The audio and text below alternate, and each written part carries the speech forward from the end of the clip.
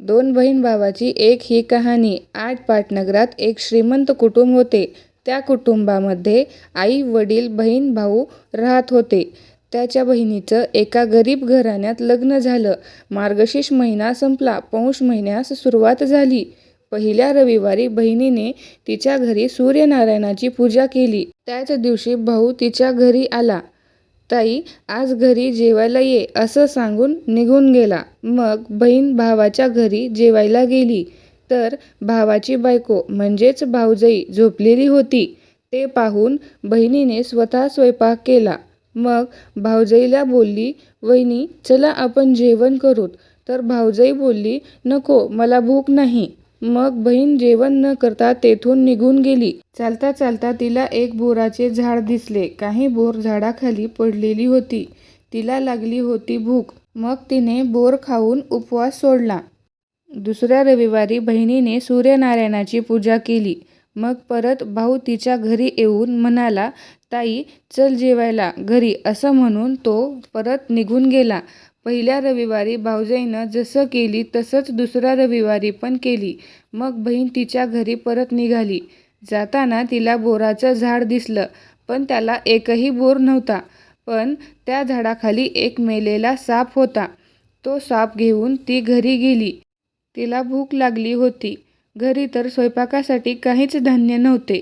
तिला वाटलं साप शिजून खावं. तिने एका भांड्यात साप शिजवायला ठेवला. नंतर साप शिजला असेल म्हणून पाहिली तर त्या सापाचे सोने झालेले होते.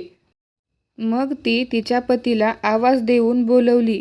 ते सोने पाहून दोघं पण खूप खुश झाले. धान्य आणून स्वयंपाक करून उपवास सोडला. तिसऱ्या रविवारी तिने सूर्यनारायणाची मोठ्या आनंदाने पूजा केली. नेहमीप्रमाणे भाऊ बहिणीला जेवायला ये म्हणून सांगून गेला, पण ती जेवायला गेली नाही. आपल्या घरीच स्वयंपाक करून जेवण केलं. तर भावजई भावाला म्हणाली, तुमच्या बहिणीने आपल्या घरी चोरी केली म्हणून ती आपल्या घरी जेवायला आली नाही. हे सगळं ऐकून भावाला खूप राग आला. मग चौथ्या रविवारी भाऊ बहिणीच्या घरी कुऱ्हाड घेऊन गेला. बहिणीला मारावं या हिशोबाने. बहिणीने मोठ्या थाटाने 2 समया लावून सूर्यनारायणाची पूजा केलेली होती. भाऊ बहिणीच्या घरी येऊन मोठ्याने ओरडू लागला. मग त्याला समया बोलू लागल्या.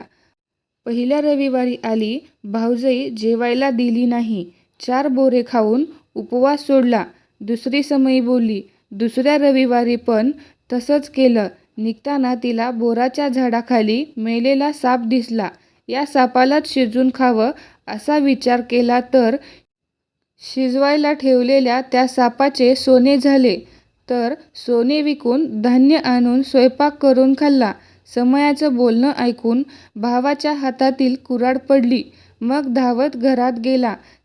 ताई ताई कुठे ग तू असं म्हणून ताईच्या गळ्याला भेट घातली. मग बहीण भावाने दोघे मिळून आनंदाने उपवास सोडला. 5व्या रविवारी बहिणीने भाऊ भावजयाला जेवायला घरी बोलवले. मोठ्या आनंदाने सूर्यनारायणाची पूजा केली.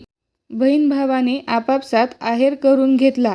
या बहीण भावाला जसा सूर्यनारायण प्रसन्न झाला तसा तुम्हा आम्हा हो. ही 60 उत्तराची कहाणी 5 उत्तरी सुफल संपूर्ण.